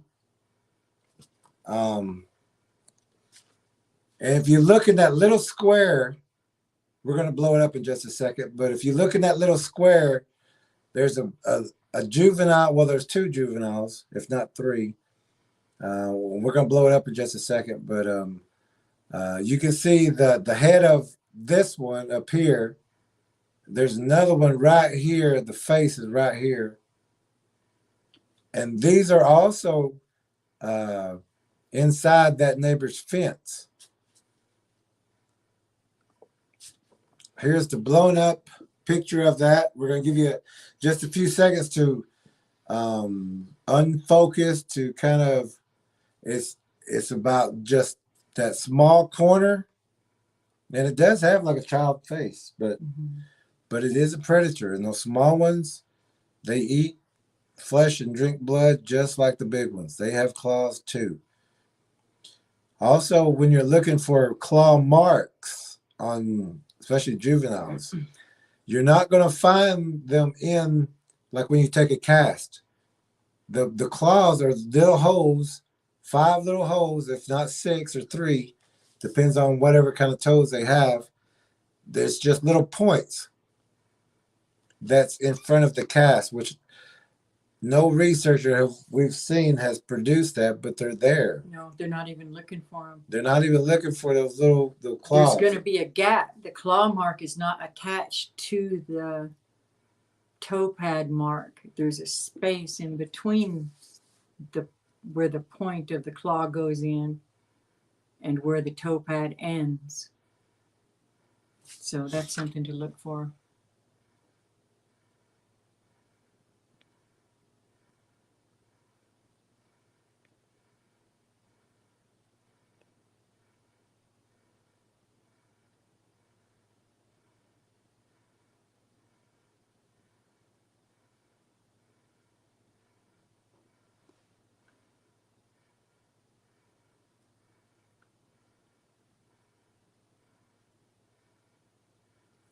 Should we and go ahead? Oh, I was going to say on this one, this one was just like a side, like a face. It was in the brush. It's the only shot we could get at this thing. Some people can see like maybe 2 eyes right here in this area, down here, and a mouth right in this area. I'll figure out it's not. Right there. This is one that was in the trees, in the dark shadows also.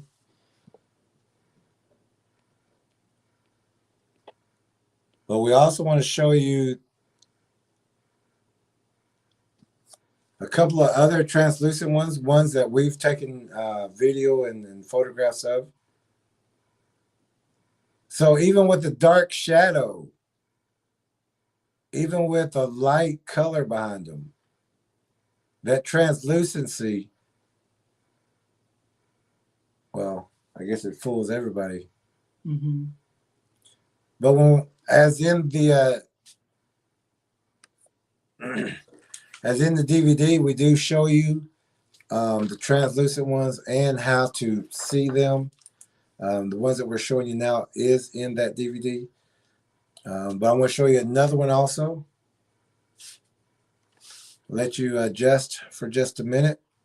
But we're looking for black lines, dark or gray lines, which is also discussed in the DVD. They're black. Like little wavelengths almost. Waves, yeah. Black or dark brown, sometimes gray. Shimmer. So you look for the shimmers and the blurs and the outlines.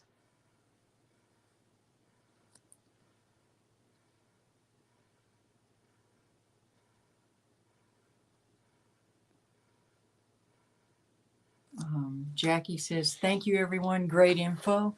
Thank you. Grape Ape says the lighter coated ones do the opposite and plop themselves in the sun patches on the edge of the brush lines. You're absolutely right. Yeah. in the pipelines, the grassy areas, Yeah. overgrown grass. Those blonde ones, those white ones, they sure will too. We know somebody who was Gray running ones? when they were a kid and ran smack into one. Never saw it there in the tall grass. Little Red Panda Wood says, "Don't forget to click on the like button." I'm sure glad you remember that every time. We forget to say it, and we appreciate you saying it because it does make a difference. And they it's really hard to get those numbers up. And the more that hit the like button, the more people that see it, the more it'll roll up on people's feeds to see. And if you would share, that would be even cooler. So we thank y'all. 10IC says, we figure one tree break was maybe broke at 30-foot mark, and we have a 60-foot burial site in some areas, in this same area. So this individual would be about 35 foot, my guess. Yep. That's what we're saying, 30 to 40 feet. Thank you, 10IC. Yep.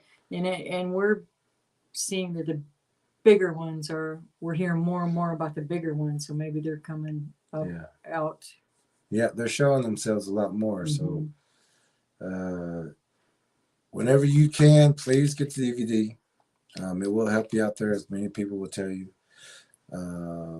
But also, when we're talking about the translucency and the shadows, we did finish that video. So we're only asking for a love offering. We'll send you that link and give that to you right away. The DVD, whenever you can, especially if you got occupation. If you are occupied, or your land occupied, or even your home. And Mary, we're glad that you got yours. We need you watching that DVD as soon as possible. It's only going to help you protect your family and to get the knowledge that hasn't been shared to you yet. Yes. Like we said, that the spiritual house cleansing video we finished, and you can get that through here also. But if they're in your home, if you've heard noises, if you don't know the shadow people are in your home, you can just send a small donation and get that link. And we got quite a bit in there. You're going to see a lot of things also, and how we do everything. That house, we've cleaned 3 houses. They've all been cleaned, but the upkeep has to be done. They will come back. They will wait for you. They are opportunists. Once you let your guard down, they will come back in. And that's, you'll run it out to your car, got groceries, your door's wide open. You're not watching it. They're going in. Yeah, if you're not actively keeping negative entities out of your house and negative energies out of your house, they're in there. Yeah. It's a routine maintenance kind of thing that has to be done. Also, if you feel sluggish, tired, irritable, upset, even anxious, these predators are feeding on you spiritually or in your dreams. The DVD does help with that also, but we do tell people, do not dream, not unless you need something in that dream. Then say a prayer over yourself to have Jesus watch over your body, protect you while you sleep. Hey, that little prayer that y'all say, that people teach your children, now lay me down to sleep. I pray the Lord to my soul to keep. If I should die before I wake, I pray the Lord my soul to take. Maybe change the end of that to may angels watch me through the night and wake me in the morning light. Teach your kids that. It's a little, we're gonna make it through every night, every storm. Don't be teaching your kid when they go to bed that they might be dying. No, that's not us. It's about life, living. Your words have so much power. Judy says, DVD when I can, liked and shared. Thank you, Judy. We appreciate that so much. Thank you, Judy. You do not dream. That's good. Good, Judy. I don't know if you just don't dream on purpose or if that's just how it is and you've got extra protection there, but we're glad. Dream catchers are a bad idea. Yeah, dream catchers are very bad. And also the shadows in the house. Clutter, disarray, too much stuff, and oh man, have I been guilty of that. When I look back at photos of my residences over the years, just an artist and a pack rat. I don't know what to tell you, but I really had to work on that because that clutter attracts, it gives them a place to hide. It gives shadow beings, shadow entities a place to hide. Any dark corners and just too much stuff. And that's one thing to be careful of. Yeah, they will use any place to hide. Any place you give them, the opportunists, and they wait and wait and wait. And demons, they wait even longer. They wait for the right one, the right time, the right grief, the right, pain, something to that. And people call all the time. Yeah. People, what's your words? Demons could be looking over your shoulder as you're writing in your journal and then come back to you pretending to be so-and-so and that they know your secrets that were in your journal, but you don't know they were looking over your shoulder reading your journal, and you're like, how did they know that? They're so deceptive. You have to be so careful. Yeah.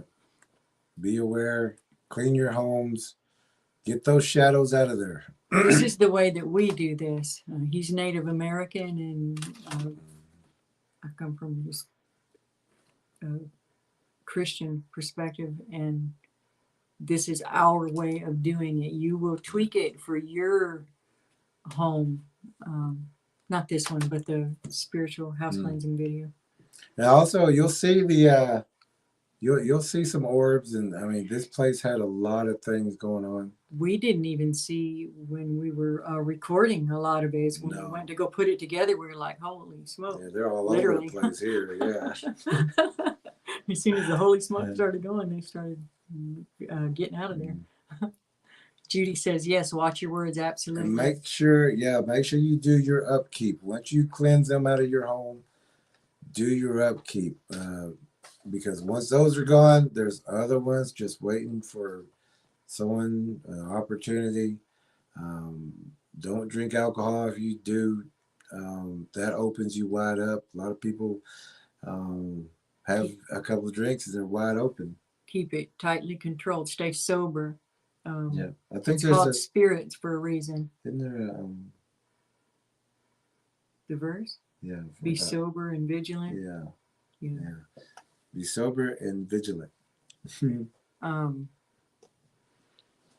The word of God is translated as rhema, which means a word that is spoken, and that spoken word is very, very important in declaring what you want, in casting things out, in rebuking things. If you will say it out loud, and be careful what you say out loud, you can attract shadow beings to your house by the things that you say. Listen to your kids when we harp on this a lot. Listen to your kids when they tell you there's something in the closet or something under the bed or something in the corner. Pay attention to them. We just watched today about another case where the little girl was just kind of a lonely little child, and she would just go play. So she's no trouble at all. Mom's doing all the things. She's still a good mom, but she's just, the kid's entertained. She's happy. I'll leave her be. But this little kid is talking to a familiar spirit the whole time.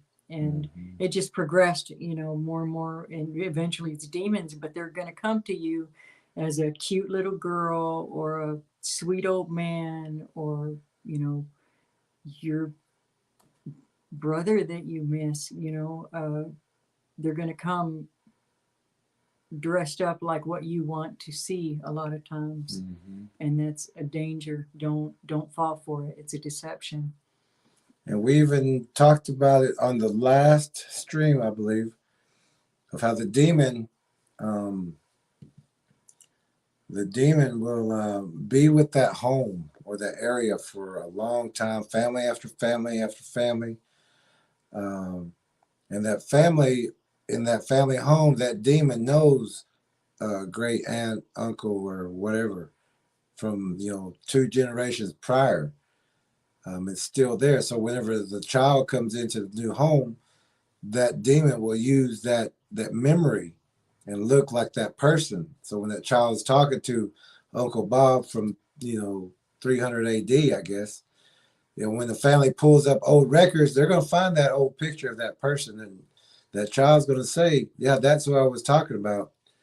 And like TrackerElla will say every now and then, like, well, how would they have known that? You know, and something like that. So the demons know that, and they use that. They build that connection, that trust, just to feed. And it's so unfair and it's so awful, but abuse is also another way that they can have an opening and a chink in your armor, but it's just what it is. So we have to be careful. Grape Ape says, shielding is why I have been absent. Grief is the biggest battle I think we face. It is for me. We're sorry about the loss and what you're grieving, Grape Ape. And absolutely, that's a time you got to be especially vigilant in keeping your guard up, because you are vulnerable at that time and they will exploit it. And they will exploit it, and they are listening. Yeah. Everybody's got to grieve in their own time, but they have to also be careful. You just can never let your guard down. It's just a fact of life. Just like we lock our doors every day. You know, we have to lock our spiritual doors too.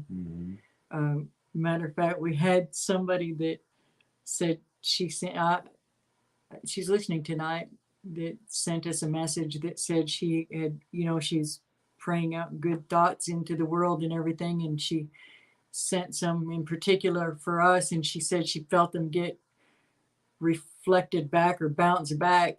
Her message was something like, y'all have a very strong shield around you, and it was funny. It made us laugh, but yes, and we all should. We all must. Yes. Judy says, yes, I listen to my 4 grandbabies. So does mom and dad. That's good. Good. They tell the truth, and they will warn you. They will let you know. Yeah, they can see more, just like pets.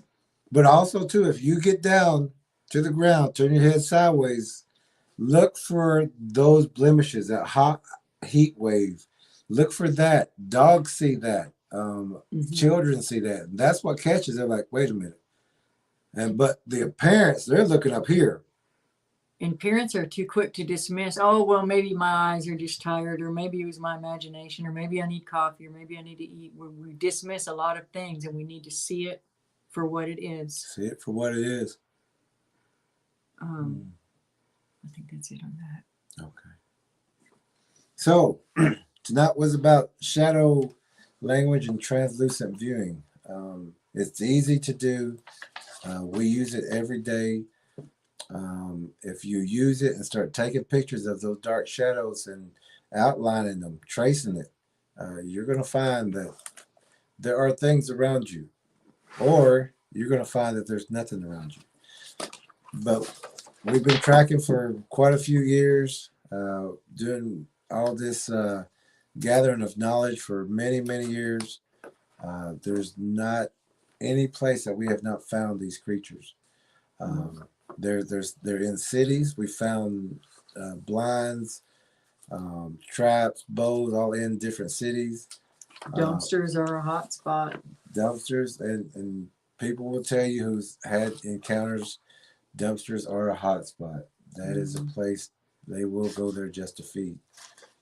And also in the DVD, we talk about deterrence, what to do and how to do it, certain things, but use, especially Grape Ape, if you can, whenever you hear that thunder that's coming your way, use that technique, and it will go around you.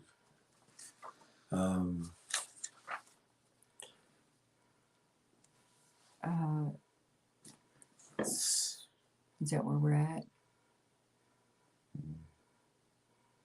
Judy says, I have been on that land and I knew had bad feelings. Very good that you're perceptive like that. Good, Judy, good. Michelle says, I love y'all. LOL. Thank you for doing this work. Thank you. We love you too, Michelle. Thank you. Thank you, Michelle. Oh, yeah, I know why you're LOLing. Okay, yeah. Thank you, Michelle. Judy Wheeler, love to all. Scott says, thank you. I appreciate the discussion. Grape Ape says, will do.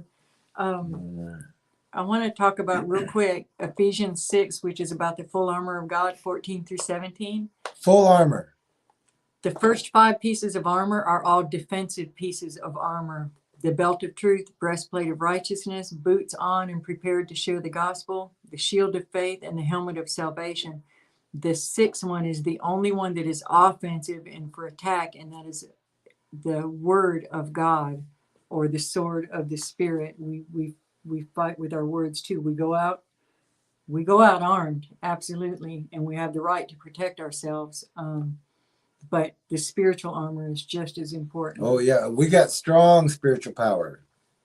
Yes, and everyone does if they accept it. And you can deplete it or you can gain it. Yeah. So we're going to go ahead and close with some words. Okay. And then we'll play some the music, and then we'll maybe have a couple photos up or something. Okay, and y'all send us emails if you want that YouTube link, or leave a comment like after this. The chats are coming back up, but they disappear for about a day or so, the live chat. And then most of the time it comes back up and we can see it again now later. They used to not come back up. But if you want to get us the information, actually don't put your address in that, just send us an email. Yeah, and it's in the description also. So, or private message, yeah. Something like that, and we'll get it to you. Great discussions to learn by Judy Wheeler. Thank you. Thank you, Judy. This is a blast. This is our favorite topic. I know. Oh, another thing, real quick, shadow language too. One more aspect of shadow language is the way that we track. We walk in the shadow. We stay in the shadow, the same as the Bigfoot do. They're like a spider. They're going to stay at the edge of the light. That's the way that we track also. If you're out in the sun, you're called a shiner, and you're just easier prey. It's cooler. It's more comfortable to stay in the shadows. If you have to cross an area, look for a tree shadow that's crossing over, say, a patch of grass. Walk along in that, and you'll be surprised how much that does to help you cover yourself. Yep. So that's another form of shadow language. And you also watch the shadows that you create. And then one of his Bigfoot encounters was a giant Bigfoot shadow that rose up behind him that he could see. Yeah, it was bigger than me, and the shoulders come out to about here, I guess. The head, I was standing about the chest area. I was standing about right here, and I could see the head and everything and how big it was. And I turned around with my shotgun and lost it in the sun. Yeah, they use the sun. A lot of their blinds are built so that they're where if you're looking at their blind, you're facing the sun. Yep. And these blinds are, I was thinking about this the other day, it's not, say, a trapper, they set their traps all over the place and then they come back and check the traps. They don't set one trap and sit there and stare at it. That's what we're trying to get through to y'all. So you walked through the woods and you got through a blind and you were okay and nothing happened that day. If you get there on that day and they haven't eaten and you're there and nobody else is around, you just put yourself in a predicament. That's what we're trying to get people to understand. Mr. L says, remember, it says, above all, taking up the shield of faith. With our faith, we can function in our gifts much easier. Absolutely. Yep. I don't know how anybody gets by without faith. It would be a scary world without faith. Yep. It's all spiritual. All spiritual. Okay, we're gonna let y'all go. And, y'all, Lord, bless everybody that came here, even the ones that we had to block. Send him the knowledge that he needs. We just thank you for the opportunity and for this platform, and we consider it a blessing and an honor to be here. Bless all these good people in Jesus' name. Amen. All right. So 2 nights from now, we will be back. Like we said, we've been working on that spiritual house cleansing video for a while, so we finally got it finished. You can get that through the Cash App or through PayPal, and we'll send that link right out to you. A lot of people asked for that. We will see y'all in 2 days. And we love you too, Linda. We love everybody. And Lisa Lou, thank you. And thank you, Lisa Lou. And we will see everybody in 2 days. Yeah, y'all have a good night. Welcome to join us. Would you bring only this handful of soldiers against Xerxes? See, I was wrong to expect Sparta's commitment to at least match our own. doesn't it? You, there. What is your profession? I'm a potter. And you, Acadian, what is your profession? Sculptor, sir. And you? Blacksmith.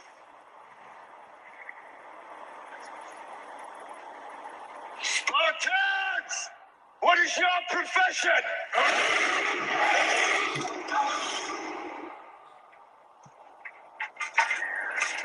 See, old friend, I brought more soldiers than you did.